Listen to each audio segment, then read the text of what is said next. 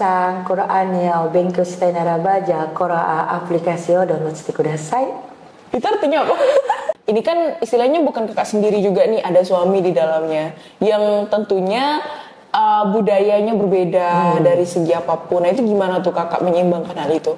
Budaya Jepang sama budaya Indonesia ini kan beda banget gitu kan. Etos kerjanya beda, kedisiplinannya juga beda. Nah kalau aku itu tuh tipikal yang udahlah nanti aja kayak gitu. Jepang nggak bisa gitu ya? Kalau Jepang, kalau suami aku tuh ya udah hari ini kita deadline-nya misalnya ngulik apa nih, ya udah kerjain sekarang kayak gitu.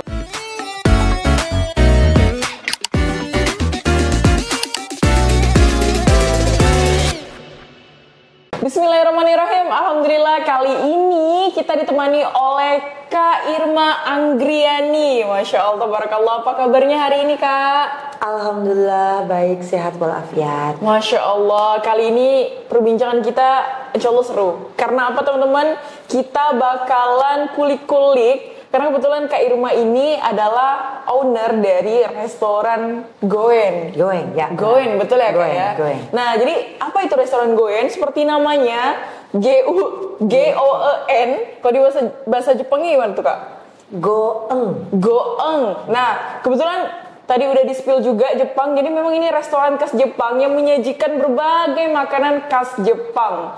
Dan lebih menariknya lagi nih teman-teman, ternyata suami beliau juga sama-sama mengembangkan bisnis bersama ini asli dari Jepang. Nah, jadi cita rasanya udah bisa ketebak kan, bakalan sebagaimana cita rasa Jepang udah bersatu padu dalam makanan khas Jepang ini. Jadi gimana bisnisnya? Langsung aja kita kulik di sini. Kak Irma, alhamdulillah ya kabarnya baik hari ini, senang banget dengernya.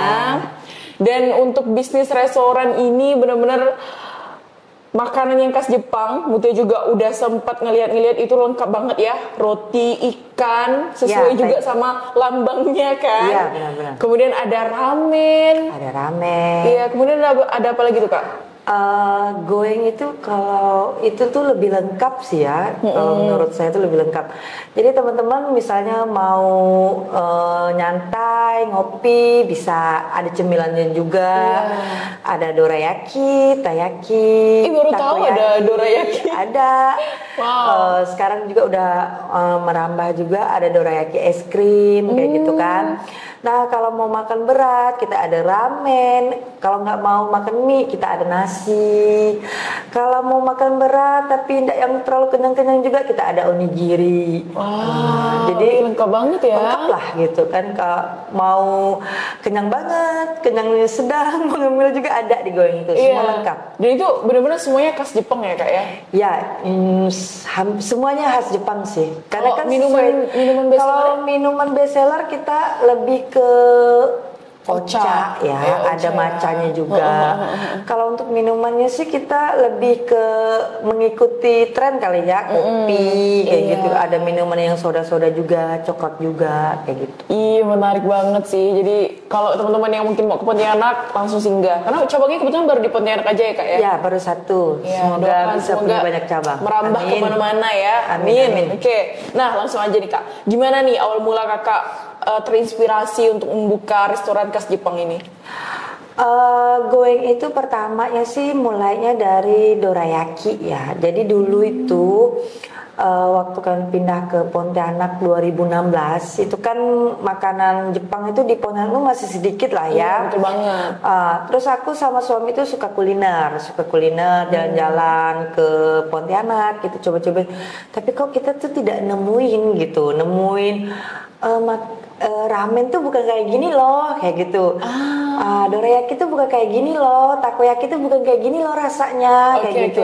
Dari situ aku sama suami bilang gini, kenapa kita tidak mencoba untuk jualan? Nah, jualan di Pontianak ini, misalnya jual ramen tuh sebenarnya enak loh, kayak gitu kan. Ramen tuh bukan kayak gini, kayak gitu. Enak sebenarnya ramen Jepang tuh enak, kayak gitu kan. Nah dari situ mungkin dulu karena keterbatasan modal kali ya, jadi kita juga udah pernah usaha tapi bangkrut gitu. Jadi itu benar-benar hati-hati. Jadi dimulai itu dari dorayaki dulu. Oke, dari kecil-kecil aja dulu ya Kak ya. Dari open PO, itu mulai ada modal dikit, jadi kita nambah pakai gerobak. Jadi jualah kue ikan itu. Dorayaki, kue ikan kayak gitu. Oh kayaknya orang Pontianak ini lebih suka yang asin-asin kayak gitu. Cobalah jual takoyaki. Nah dari situ, dari gerobak kita bisa sewa kios. Kios di Putri Daranante dulunya tuh, ukuran kecil kayak gitu. Nah dari situ gue yang udah mulai rame, yang tahu juga udah lumayan gitu. Jadi kita mencoba untuk lebih besar gitu, pindahlah di Wahidin. Nah di Dokter Wahidin tuh kita udah mulai rame. Iya, karena udah mulai viral tuh di situ tuh. Udah mulai rame, udah mulai ada makanan berat, apa kare gitu kan. Tapi di Dokter Wahidin tuh kecil. Iya. Kecil terus jauh kan, banyak keluar jauh. Nah alhamdulillah kita dikasih kesempatan kayak gitu kan, dikasih rezeki juga. Akhirnya kita pindahlah ke Sutoyo. Sutoyo di tengah-tengah kota ya. Di tengah-tengah kota. Jadi dari Serdam pun bisa, dari daerah mana juga bisa. Jadi di tengah-tengah sih lebihnya kayak gitu. Jadi di Sutoyo itu baru buka 2 mingguan lah ya. Jadi baru buka 2. Kalau di Wahidin kan udah lama juga. Udah lama, 2 tahun. Kemarin di Wahidin itu hampir 2 tahun. Terus di Sutoyo tuh lebih ke Jepangnya tuh lebih dapet sih ya. Di Wahidin juga udah dapet banget sih Kak kalau dilihat. Kalau di Wahidin tuh lebih ke konsep campuran dia ya bukan, lebih gimana? Konsep ke Jepang tradisional. Jadi kayak zaman-zaman dulu kayak gitu di Kyoto gitu kan. Jadi kayak kayu yang benar-benar soft. Nah, kalau yang di Sutoyo itu tuh lebih Jepang yang ke kayak ke otera-otera, makanya nuansanya ada warna merah. Itu tuh lebih melambangkan kayak di otera-otera kayak gitu. Aki tuh autumn. Jadi yang biru tuh dia lebih ke bunga sakura kayak gitu. Jadi sana tuh ada beberapa permainan warna sih. Wah, jadi memang termasuk berbeda. Ini belum, kalau Mutia pribadi belum ada ngecek sih Kak yang di Sprapto karena baru 2 minggu di Sutoyo. Berarti teman-teman yang di Pontianak langsung gas-gas coba karena ini kan restoran memang asli Jepang. Berarti suami Kakak yang langsung. Iya, kalau semua resepnya itu suami yang ngeresep, nanti aku yang ngulik gitu kan. Kan kalau pure dari itu kan takutnya nggak cocok kan sama lidah orang Indonesia. Betul gitu banget. Kan, lidah orang Pontianak kan. Jadi suami yang ngeresep, aku yang ngulik. Nanti kalau misalnya udah siap, oke, jual kayak gitu. Gitu. Nah kalau ramen di Going itu kita memang mie-nya juga kita buat sendiri. Jadi nggak beli ke tempat lain. Nggak beli jadi ya? Nggak. Kalau untuk supnya juga kita buat 8 jam dari tulang-tulang ayam. Ya memang benar-benar pure. Jadi nggak yang sasetan itu apa tuh enggak. Itu benar-benar semuanya alami dan handmade ya Kak? Iya, bumbunya juga kita ngeracik sendiri. Ih keren banget, penasaran banget sih gimana rasanya ramen. Itu karena kan resepnya memang langsung dari suami Kakak ya, orang asli Jepang ya. Ini seru banget nih, Kakak nikah sama orang Jepang asli ya kan? Itu kok boleh tahu kulik-kulik dikit nih ketemunya di mana tuh Kak? Ketemunya di Indonesia sih ya. Dulu kami tuh kerja di satu perusahaan sama kayak gitu. Jadi itu di Indo atau di Jepang pada saat Indonesia. Oh, di Indonesia. Jadi kebetulan suami itu dia ditugaskan dari Jepang, perusahaan Jepang ke Indonesia kayak gitu. Jadi pas kebetulan juga di perusahaan itu butuh interpreter yang bisa bahasa Jepang kayak gitu. Nah, daftar, keterima ya dari situ sih ketemunya. Oh, kirain ketemunya pas di Jepang. Tapi Kakak memang udah lama juga di Jepang? Dulu 3 tahun. 3 tahun? 3 tahun. Wah, kirain tadi itu Kak langsung ketemunya di Jepang. Enggak, ketemunya jauh. Saya dulu di Jepangnya di Tokushima. Suami itu di Tokyo. Jauh, iya jauh banget sih. Jauh banget. Jadi kayak dia itu di Jakarta, aku di Pontianak kayak gitu. Nggak akan ketemu. Iyalah, jauh. Terus untuk bahasanya gimana Kak? Bahasa karena suamiku nggak bisa bahasa Indonesia ya. Inggris? nggak bisa juga. Jadi kita memang komunikasinya bahasa Jepang. Wah, berarti kakak ahli bahasa Jepang dong. Bisa lah dikit-dikit. Bisa ya. Coba ngomong Jepang deh kak. Ngomong apa lo nih? Ngomong ini, ajak belajar Quran di Koroa misalnya gitu. Minasan Quran ya benkyou shitai naraba ja Koroa aplikasi o download shite kudasai. Itu artinya apa? Teman-teman, kalau teman-teman mau belajar Quran mudah, ya silakan download Qira'a di aplikasi HP masing-masing. Wih, keren. Asli kayak orang Jepang banget sih, maksudnya aksennya tuh udah dapat banget ya. Ya mirip lah kali ya. Karena gini-gini saya terbiasa. Iya, tapi gini-gini saya juga ini nonton anime soalnya. Jadi ya. Enggak ibu juga sih kak, aduh. Oke, lanjut nih. Oke, siap. Apa nih kak tantangan terbesar kakak selama membuka restoran ini? Tantangan terbesar merintis usaha itu adalah mengelola emosi. Mengelola emosi. Biasanya emosi. orang bilang apa kak? Mengelola SDM. Kok ini emosi ya? Mengelola emosi karena kalau kita masih merintis, belum punya SDM, belum punya karyawan. Maksudnya kita tuh masih CEO yang artinya sip everything belanja, ngatur keuangan, semuanya itu tuh kita ngelola emosi di saat penjualan tuh turun. Gimana cara kita ngelola emosi supaya bisa bertahan, supaya besok kita mau ngelakuin apa lagi sih ya. Kalau kita punya STM berarti kita udah tingkatnya udah maju, karena kan udah mampu bayar orang. Iya, betul.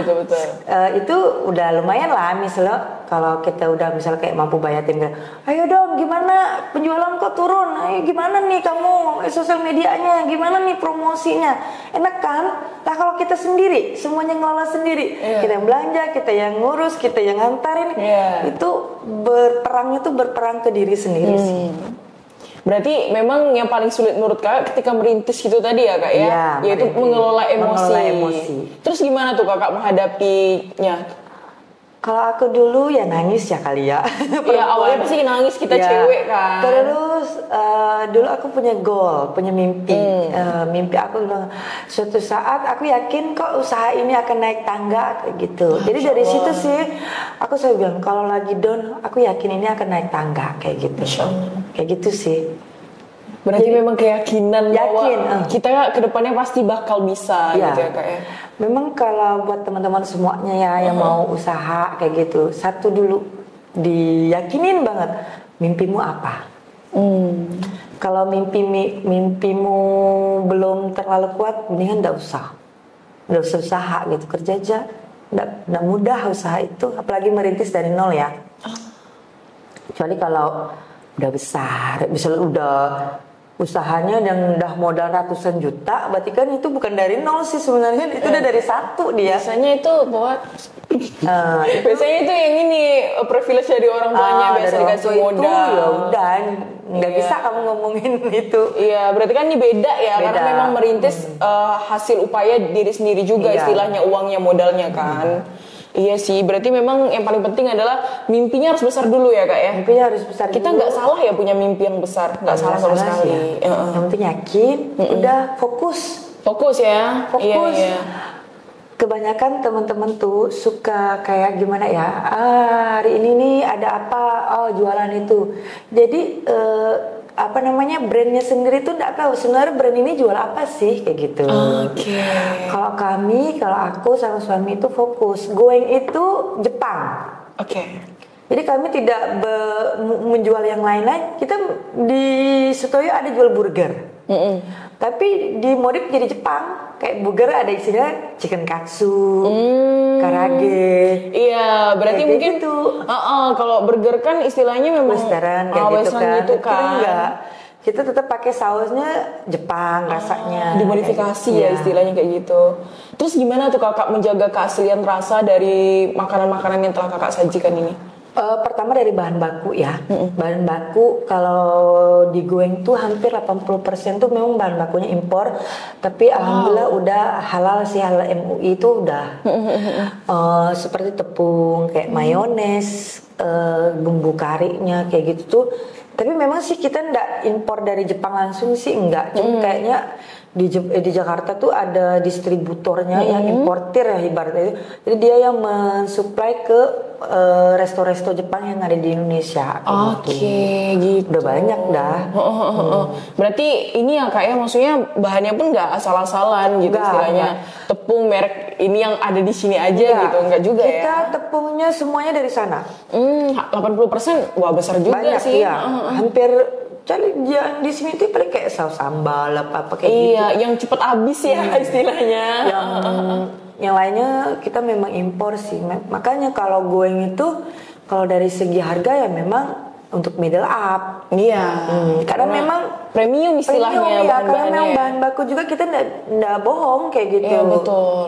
Nggak bisa. Karena yang paling penting kan juga bukan soal harga doang sih Kak, kalau menurut saya pribadi, kualitas ya. Dan keaslian rasa, kita restoran Jepang ya udah rasanya harus mirip banget istilah kayak gitu. Ya. Nah, krusial sih ya yang namanya bisnis makanan itu lebih ke rasa. Betul.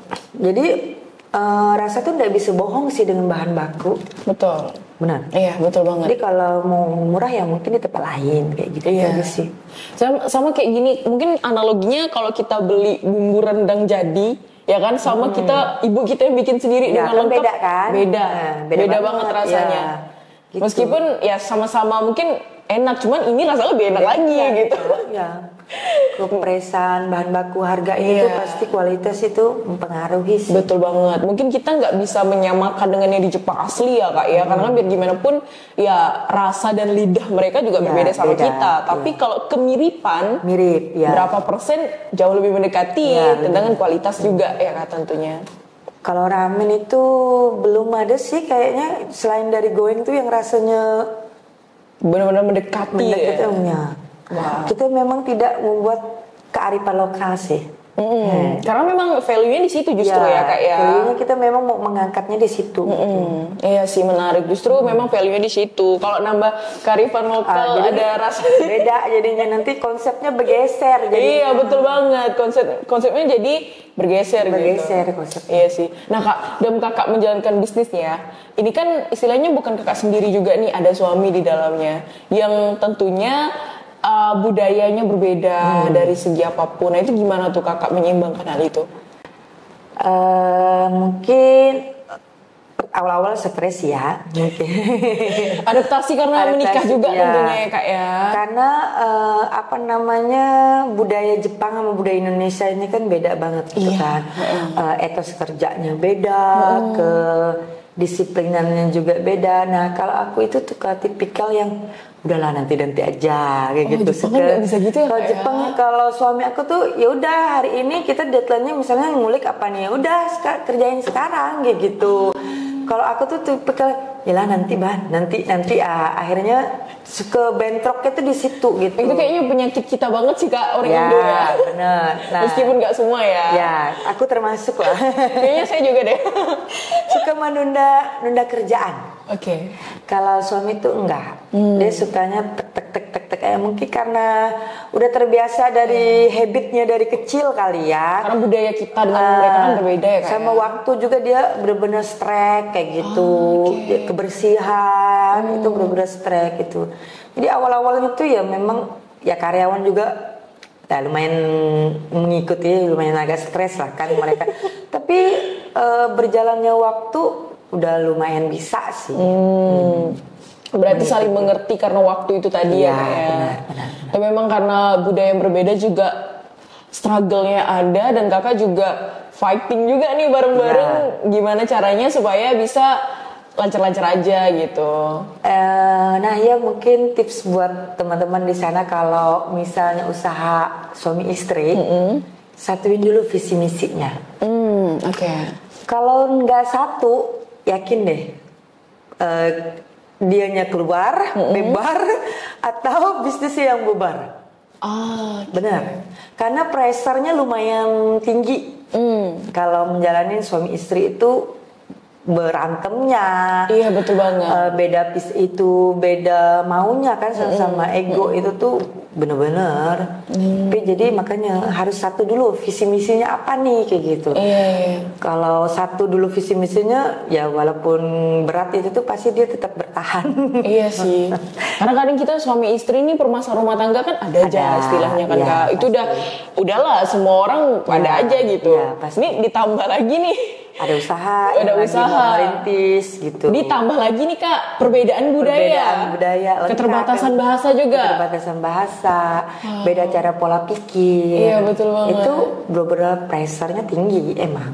Oke. Tapi kalau boleh tahu nih Kak, mungkin ini agak dalam ya. Untuk suami Kakak itu asli Muslim dari Jepang atau enggak? Suami itu mualaf. Mualaf pas mau nikah. Kalau Jepang itu lebih nggak punya agama kali ya. Oh iya sih. Lebih ke ya. Dia percaya pada dewa-dewa gitu. Dia percaya bahwa Tuhan itu ada, tapi dia tidak ada agamanya, misalnya kayak melabeli gitu tuh nggak ada. Kalau Indonesia kan ada 6 gitu ya. Dia tuh enggak gitu. Kenapa mereka negaranya bersih atau apa? Karena di setiap sudut, di setiap ruangan, di setiap itu tuh ada Tuhannya kayak gitu. Menurut mereka. Begitu. Baru tahu sih kalau ini. Ada 300 berapa dewa kayak gitu. Ya? Yang diyakini sama mayoritas orang Jepang ya. Tapi ketika kakak sama di Jepang tuh di daerah kakak tempat tinggal tuh memang Muslimnya ada atau seperti apa? Kebetulan aku dulu di kampung ya, namanya Tokushima itu. Mereka tidak tahu itu Muslim. Justru malah nggak tahu. Terus kakak ibadahnya gimana tuh Kak? Berarti di rumah dong ya kita sholatnya? Oh bisa, karena dia udah tahu kan. Sebelum kita datang ke rumah sakit itu kan mereka dikasih tahu lah gitu. Orang Islam itu misalnya nggak boleh makan babi atau apa, sholat di 5 waktu apa. Mereka dikasih tahu. Jadi mereka memberi ruang itu tuh. Mereka toleransinya besar juga ya? Iya tinggi. Saya kira orang mereka juga lumayan ada ininya. Enggak juga ya? Malahan sekarang lebih enak sih ya. Jepang sekarang Muslimnya makin bertambah. Oh ya? Udah banyak banget. Sekarang masjid-masjid juga udah banyak. Udah bener-bener enak lah. Sekarang nggak kayak aku dulu di Jepang tuh kan tahun 2019 ya. Muslim tuh masih parno mereka, sekarang udah enggak. Udah banyak restoran halal juga, apalagi di Tokyo gitu kan, di kota-kota besar tuh yang banyak turisnya udah lumayan. Berarti memang pada saat kakak tahun 2019 gitu juga termasuk ini ya, nggak kayak sekarang kan? Sekarang kan udah ada masjid-masjid, udah banyak, restoran halal juga udah banyak. Udah enak lah sekarang tuh di sana. Wah, seru banget sih kakak, ternyata pengalamannya di Jepang yang ada, terus nikah langsung dengan orang Jepang ya kan, terus sekarang buka restoran yang khas Jepang. Jadi saya pribadi sih memang wajib cobain juga sih habis ini. Silakan. Oke. Nah, kemudian kan kebetulan karena tadi kakak udah sampaikan bahwa suami kakak mualaf kan, otomatis kan harus belajar nih apa-apa aja sih makanan halal dan lain sebagainya ya kan, apa-apa sih yang boleh dimakan ya kan. Biasanya kan kita ada campuran mirin, nggak boleh itu kan nggak boleh ya Kak ya. Itu kan biasanya kok di Jepang tuh campur-campur aja kan. Nah gimana tuh Kak, kakak memberikan entah edukasi atau mungkin informasi kepada suami untuk menyesuaikan lah hal itu kepada restoran kakak ini? Kebetulan tuh suami tuh yang open minded gitu ya, dia suka belajar, suka baca kayak gitu kan. Jadi dia tahu kalau di Muslim itu nggak boleh makanan yang ada alkoholnya. Jadi walaupun sebenarnya kan kalau di Jepang itu kan kayak mirin, sake itu kan alkohol ya. Walaupun dia udah masak, alkoholnya tuh sebenarnya udah hilang gitu kan. Tapi kan di Islam itu kan nggak boleh Nggak campur. boleh sama sekali. Nggak boleh kan. Dari situ tuh dia tahu sih. Alhamdulillahnya di Indonesia ini ada namanya mereknya Kikomang. Itu tuh udah ada pabriknya di Indonesia. Jadi udah halal. Jadi untuk mirinnya tuh udah aman sih. Udah ada halalnya. Berarti memang yang nggak ada kandungan yang diharamkan lah kayak gitu. Karena udah Kikomang tuh udah ada pabriknya sendiri di sini. Jadi rata-rata udah halal MUI semua. Kak, tapi kalau secara pribadi ini kakak ada cerita nggak sih di mana mungkin suami kakak belajar untuk memilah-milih makanan? Karena udah masuk Islam kan otomatis kita jadi pemilih ya Kak ya mau makan. Itu ada cerita nggak sih? Dia itu karena suami itu tipikal yang tidak keluar rumah kali ya. Dan di Pontianak juga kan makan yang non halal itu kan sangat sedikit. Iya, sedikit sih. Jadi karena makannya di rumah terus, karena aku kalau keluar pun sama aku kayak gitu kan. Jadi selama ini belum nggak ada yang cerita yang gimana juga kayak gitu, karena kan di rumah gitu. Dan makannya pun kakak yang kontrol langsung ya kan. Saya masak masalahnya kan. Tapi setelah menikah ada kembali ke Jepang atau gimana kak? Terakhir pulang itu 2018 akhir. Udah lama banget ya. Habis itu kan corona kan. Iya. Corona apa, akhirnya udah pulang. Iya, itu udah nggak bisa pulang sih, susah kan. Jadi udah berapa tahun ya? Hampir 6 tahun kali ya. 6 tahun deh. Iya.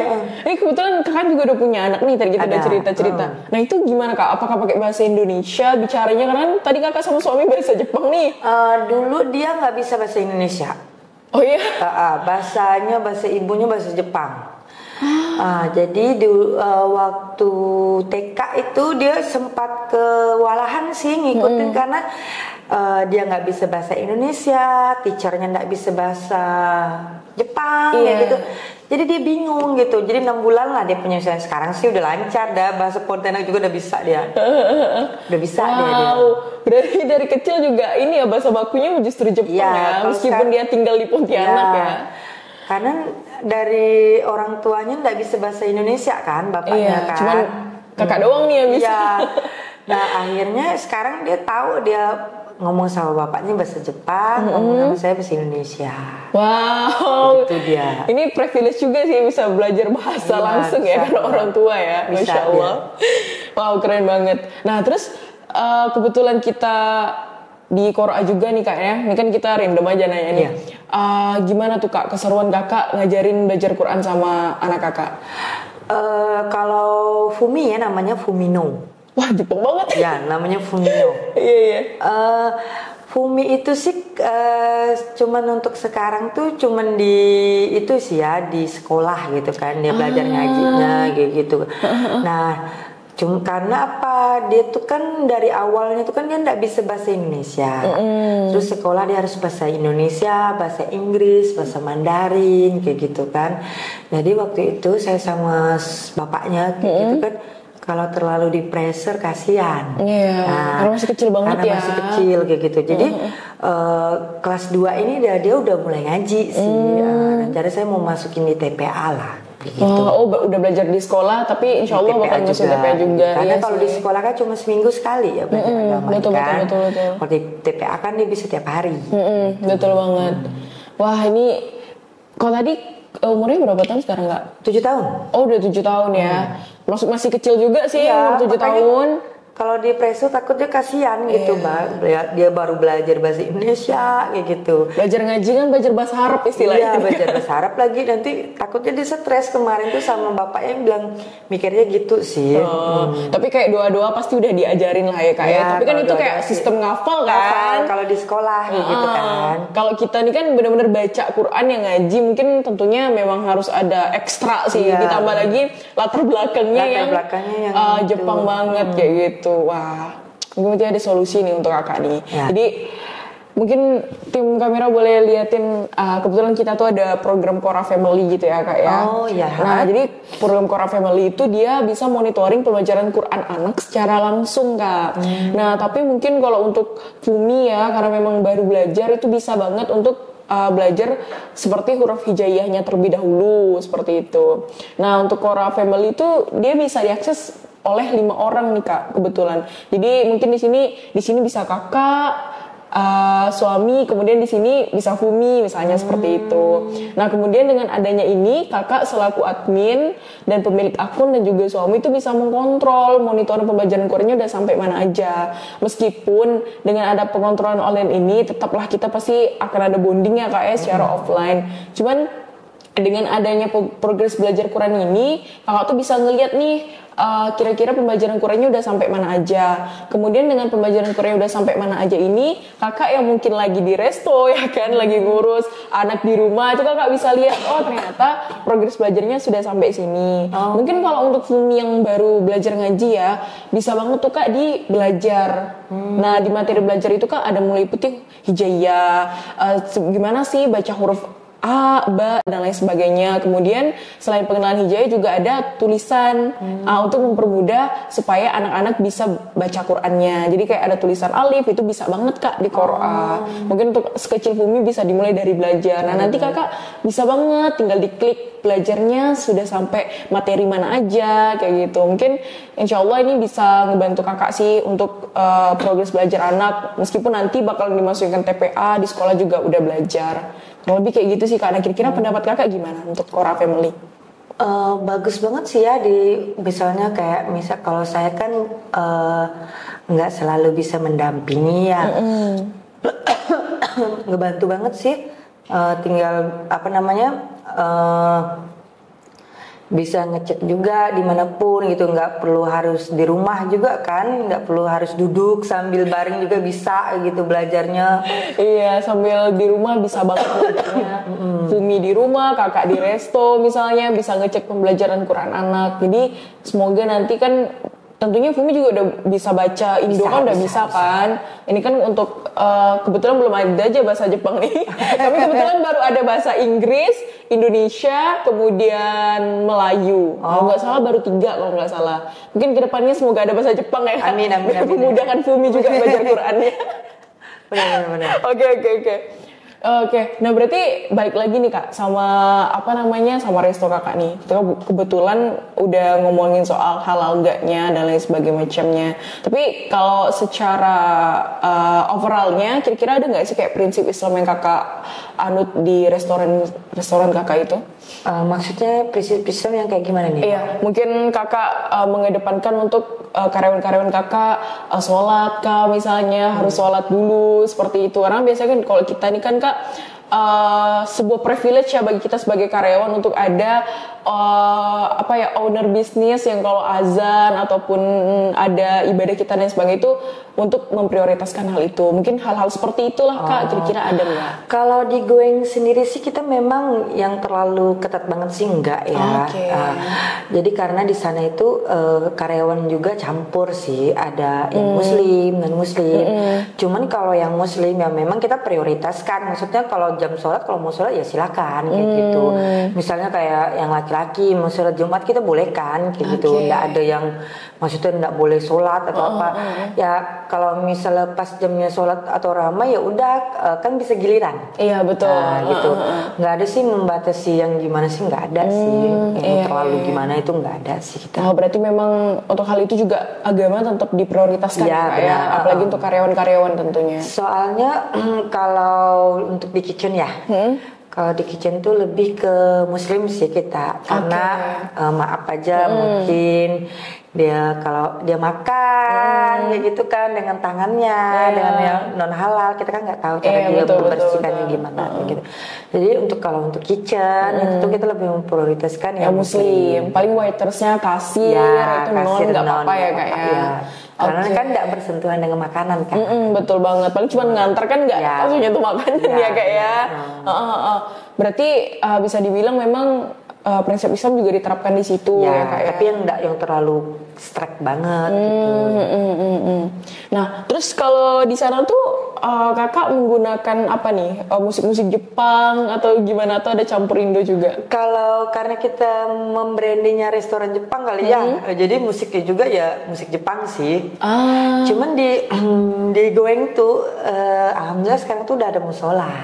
Oh udah ada musolanya, karena kan yang lebih besar kan di sini kan? Besar ya, ada untuk wudhunya juga udah ada, musolanya juga ada, untuk mukenanya sama sarungnya juga ada. Maksudnya kalau yang laki-laki kan biasa mungkin kayak celana pendek kali ya. Betul banget. Nah itu tuh ada sarungnya juga. Mungkin kalau buat teman-teman yang ceweknya yang mau sholat yang nggak bawa mukena juga kita ada. Iya sih betul banget, karena ada beberapa tempat makan tuh Kak, kalau lah kita kan kadang sore-sore sukanya ke tempat makan ya kan, maghribnya nih kadang ketinggalan deh gara-gara nggak ada musola, biasa kan kayak gitu, atau kita harus pergi lagi ke musola yang mungkin jauh, lumayan jauh dari rumah makan kan. Iya sih, ada sih. Iya sih, keren banget sih, karena memang musola menurut saya pribadi juga penting sih Kak, kalau di setiap restoran. Soalnya kadang-kadang kan kasihan juga orang udah pesan, ditinggalin dulu, datang udah dingin kayak datang dari mau minta panasin kan repot lagi nanti ya Kak ya. Apalagi kalau rame nanti ngembang dia ya Kak. Iya, mie-nya pasti ngembang. Jadi ngembang kan dia kan. Oke.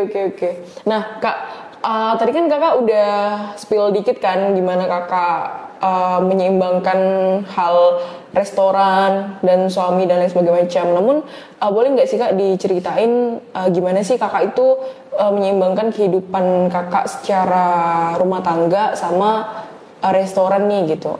Boleh ceritain nggak? Sebenarnya tuh learning by doing kali ya. Dengan berjalannya waktu itu kita bisa menjalankan usaha dengan rumah tangga itu berat sih sebenarnya. Pertama kan kalau untuk rumah tangga itu pasti ada problem. Terkadang yang namanya manusiawi itu biasanya terbawa ke suasana kerja. Sebenarnya itu nggak boleh. Ya rumah tangga, usaha ya usaha. Tapi kadang-kadang juga yang namanya manusia gitu kan, kadang-kadang suka nggak terkontrol emosi. Kalau menurut aku pribadi sih dengan berjalannya waktu sih ya, dengan berjalannya waktu, oh ya kayaknya ini nih kalau misalnya ada masalah rumah tangga ya udah diselesaikan di luar tempat kita usaha kayak gitu. Dan gitu juga kalau ada masalah di usaha kita jangan dibawa ke rumah kayak gitu. Tapi memang itu tidak mudah sih, berat tapi bisa. Berarti tetap profesional ya Kak ya. Tapi secara hierarki itu gimana Kak untuk ownernya itu sebenarnya Kakak berdua atau seperti apa kalau secara hierarkinya? Pengambil keputusan berarti ya. Pengambil keputusan itu ya saya sama suami sih. Oh tetap berdua ya. Tetap berdua. Finally-nya tuh ya kadang-kadang kan bentrok juga kan, cara pikir atau apa gitu.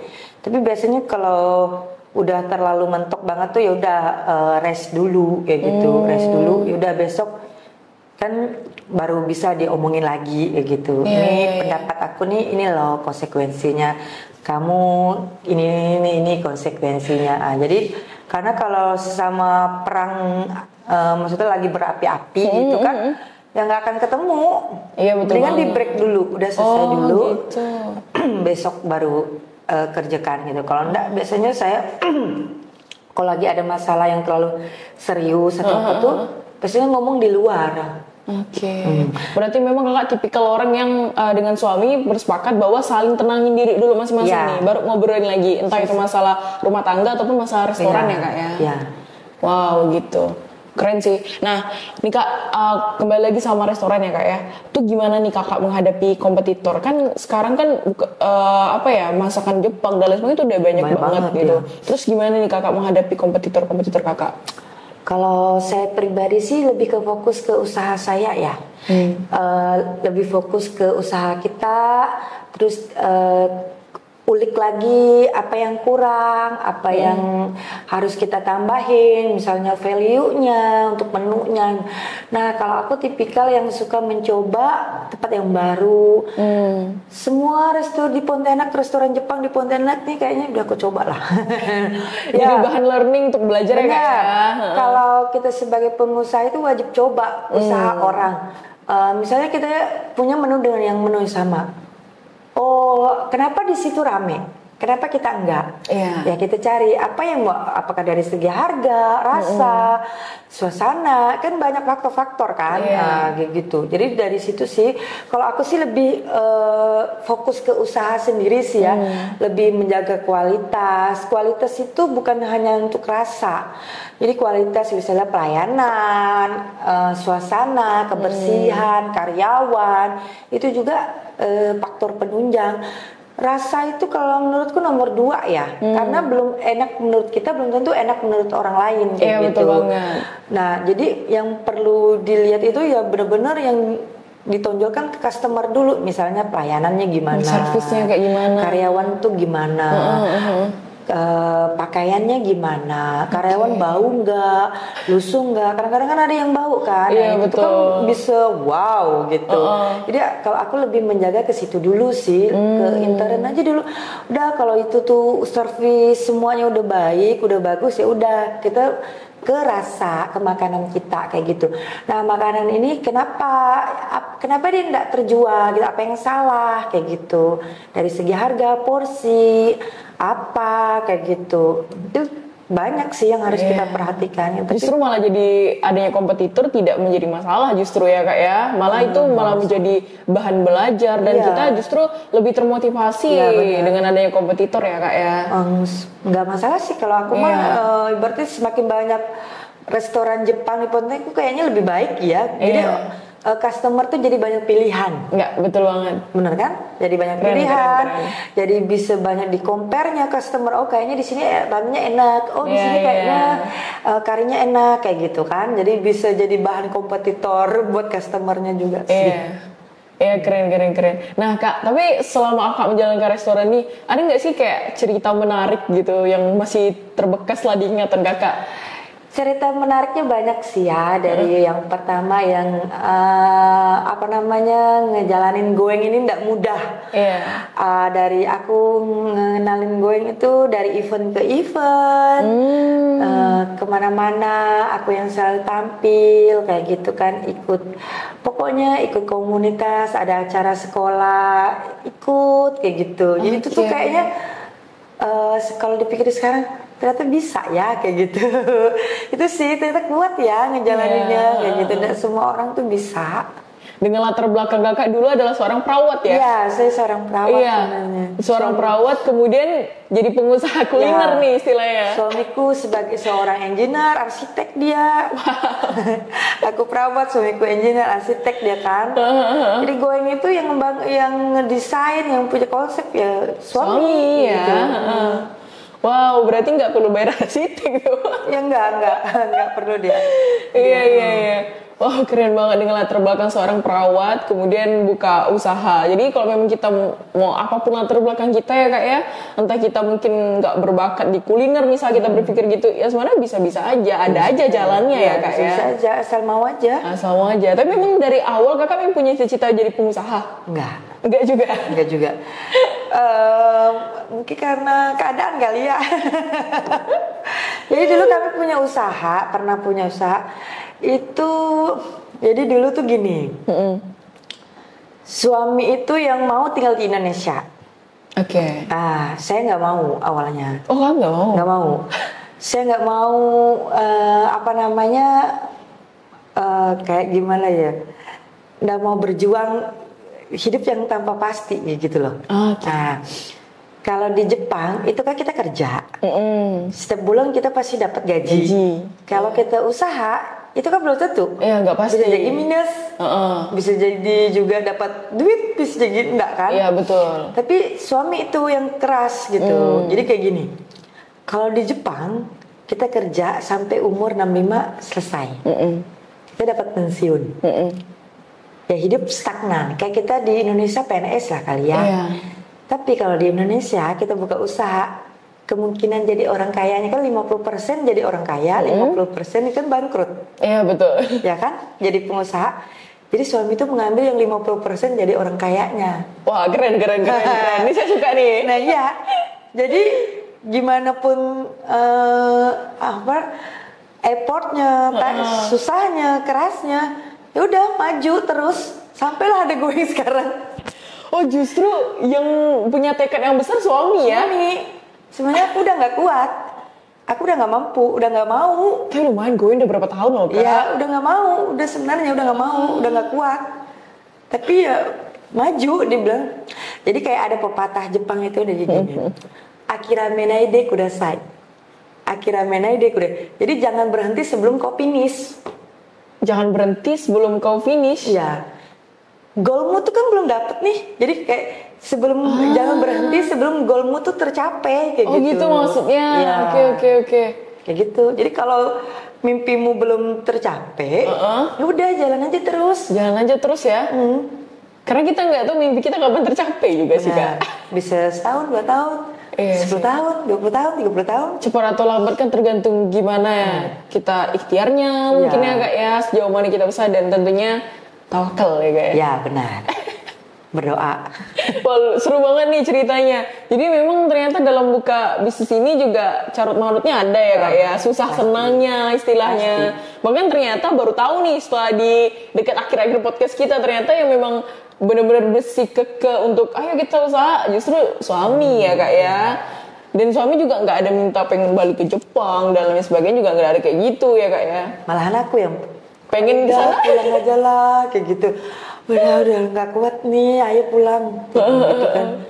Ya enggak, jalan terus. Tetap yang konsisten suami sampai akhirnya ya. Di Sutoyo.